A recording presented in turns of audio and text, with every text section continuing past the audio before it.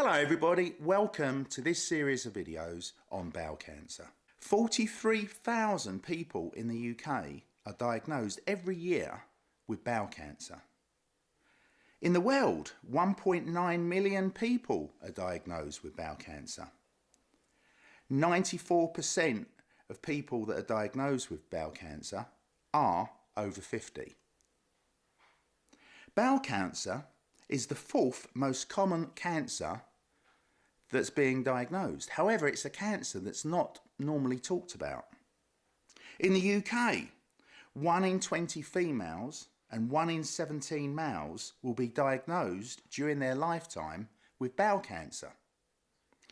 On a positive note, 53% of those diagnosed will survive over 10 years. Now, just to give you a comparison, only 10% diagnosed with lung cancer survive more than 10 years. Now, this video is Agnes's journey with her battle and recovery with bowel cancer. Agnes, age 50, was diagnosed with bowel cancer in 2023. And this series of videos is to inspire, motivate and give hope for anyone recently diagnosed with bowel cancer, and hopefully to support Agnes as well going through her journey.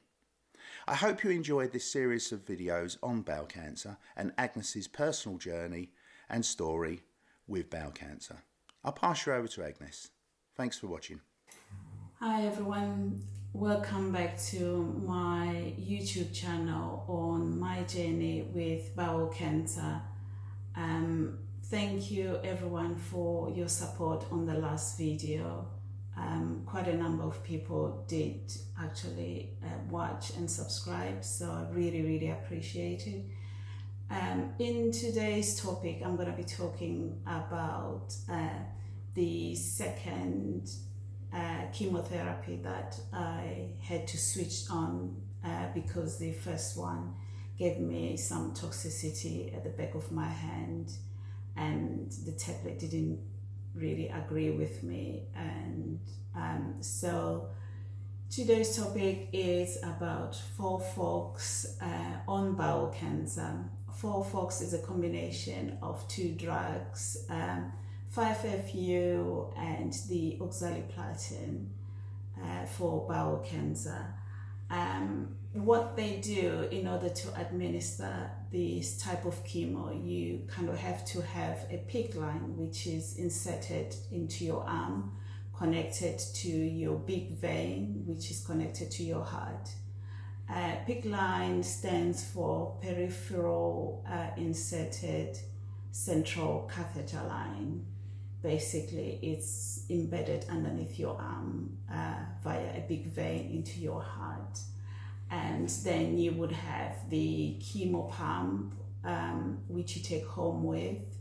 But before that, in hospital, once the PICC line has been inserted by the radiologist under an X-ray, you then go to the chemo department, which is the oncology department, where they then administer the chemo. With Folfox chemo for bowel cancer, it's usually 6 hours in hospital for administering the drug, and then you go home with the pump with the rest of the chemo. Take that with you home, and that's automatically pump itself or program to pump itself for the next 48 hours.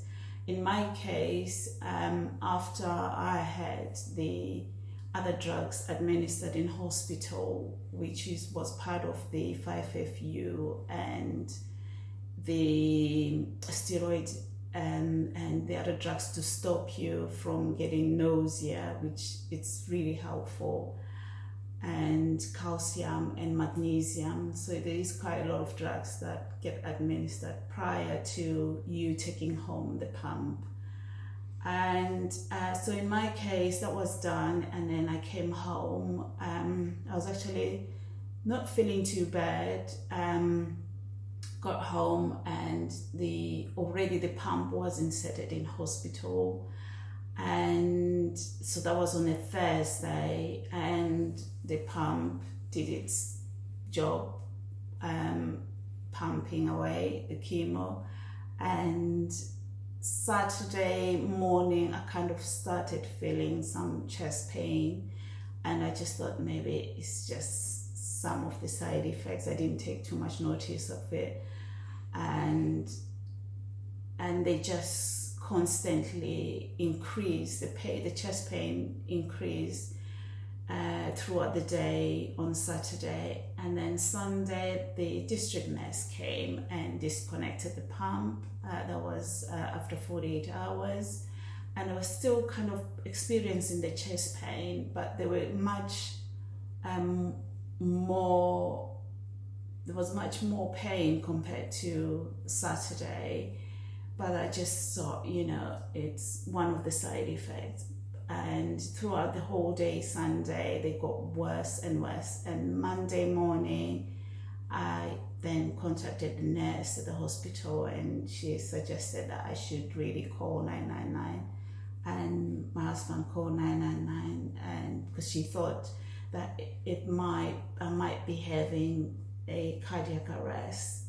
I mean, the pain themselves, they were horrendous. At one point, even just moving my head to any direction, my arm, I was in excruciating pain. But I didn't think that it could be cardiac arrest because they were just constantly there. It's not like one sharp pain that comes and goes in a few hours. It was just constantly there since Saturday morning. Anyway, the ambulance came and they did their tests and everything, and I got taken to the hospital by ambulance, and they did do the GTN spray, the angina spray under my tongue. That didn't do much difference. And A&E was manic. It was on a Monday afternoon, and didn't expect that many people, but it was very, very busy. Thank God I went with an ambulance. But I spent 18 hours in total in A&E before they could get me a bed. They did a blood test to check if I had whether the chest pain were caused by cardiac arrest or heart failure or heart attack.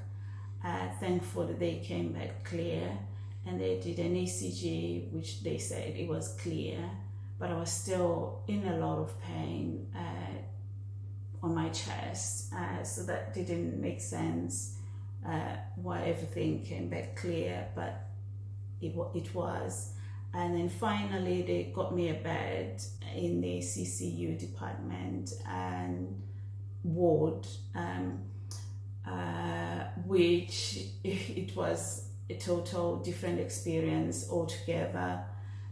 In CCU, the first 5 minutes I was in there, one of the doctors kind of said, "Oh, your blood tests, they're all fine, so there's nothing for us to treat, so we can send you home."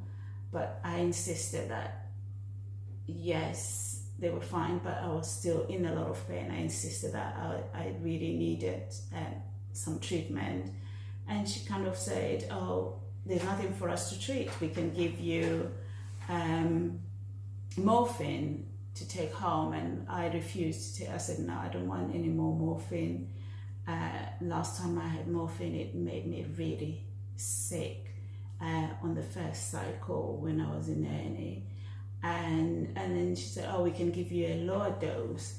And in my mind, I kind of thought, I don't understand why the doctor wants to give me morphine if there's nothing for them to treat.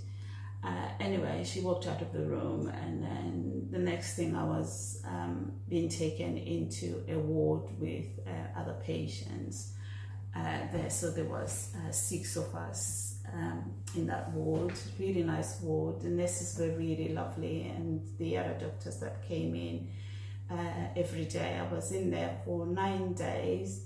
So the first test that they did when I was in that ward was a test called cardiogram.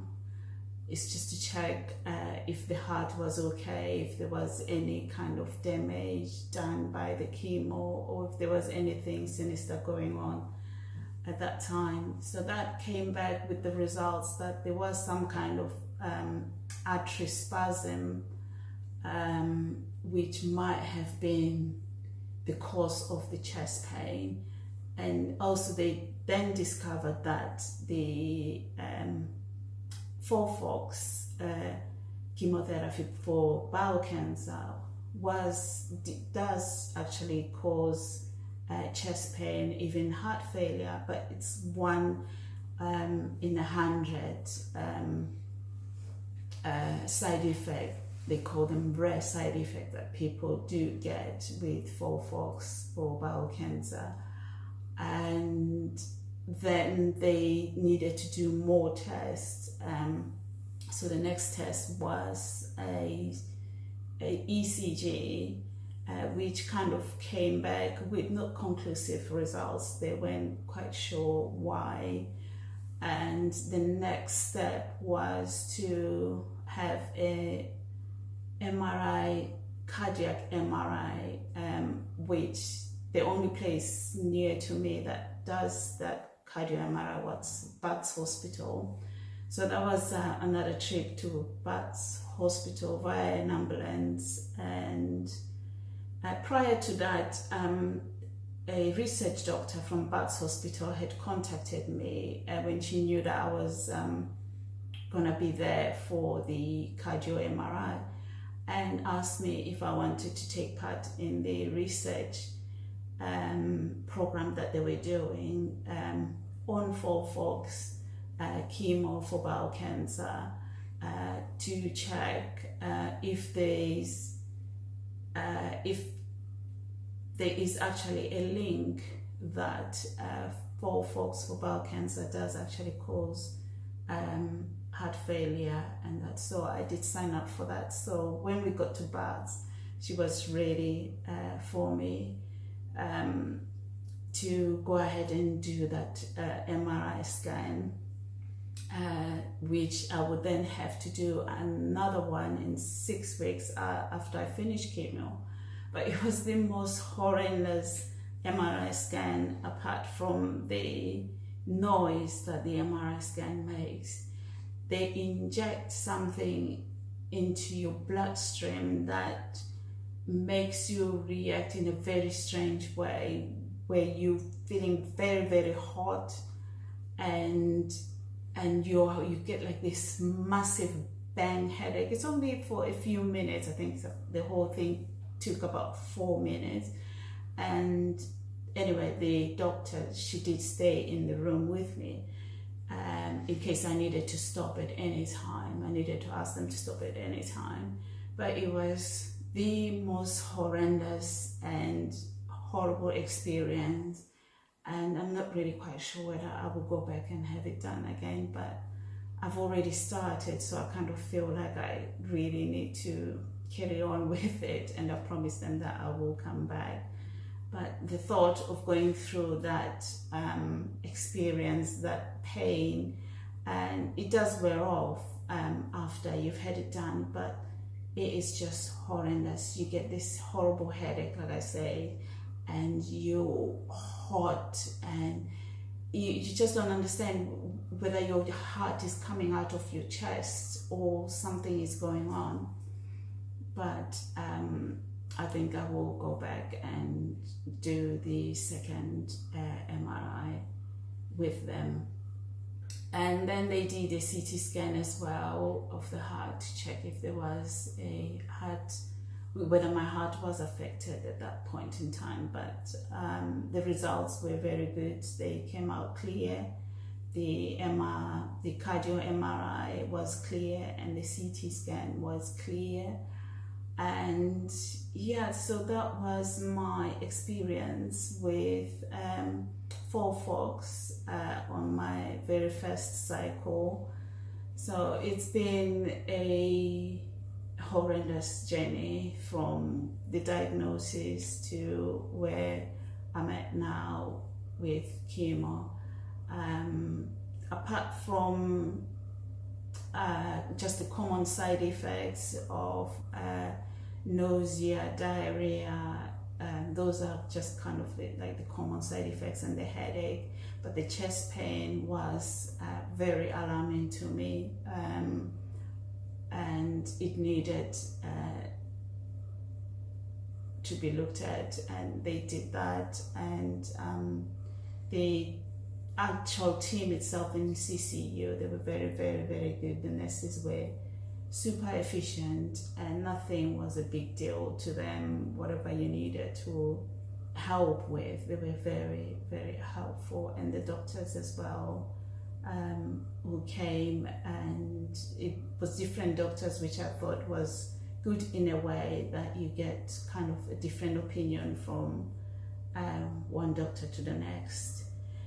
So that's where I'm at now, and thank you everyone for your support in watching my videos, and I'm gonna keep at it and try and do as much videos as I can and share my experience.